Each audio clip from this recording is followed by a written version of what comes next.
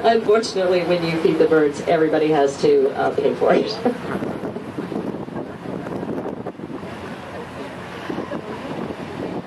With some little overhead surprises. All right, back to Alcatraz Island. Now, there was a fortress there. Moat, drawbridges. There were 111 cannon facing out all the way around on this island. So if you looked back at this island in the 1850s, it would look very different from the way that it does today. A lot of those defensive walls are still left. When you walk around on the island tonight, anytime you see brickwork or stonework, it goes back to the 1850s. Now, of course, what happened was they expected an enemy to attack, but no enemy did attack, and so the island was sitting out here as a fortress that just wasn't needed.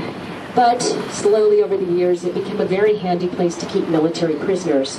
So as the decades went by, the military just kept dumping more and more military prisoners on the island until more than 11,000 military prisoners had come through the island of Alcatraz.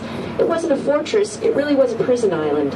So around 1900, they tore down the fortress at the top of the island, and they built that prison that you see today, built as a minimum security military prison.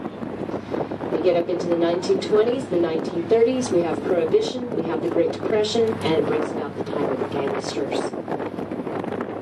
The American public expected the government to do something about those gangsters, and so they declared a war on crime. Part of their war on crime was to take over this island, this military prison, and turn it into a maximum security super prison icon in the middle of the San Francisco Bay, which they did in 1934.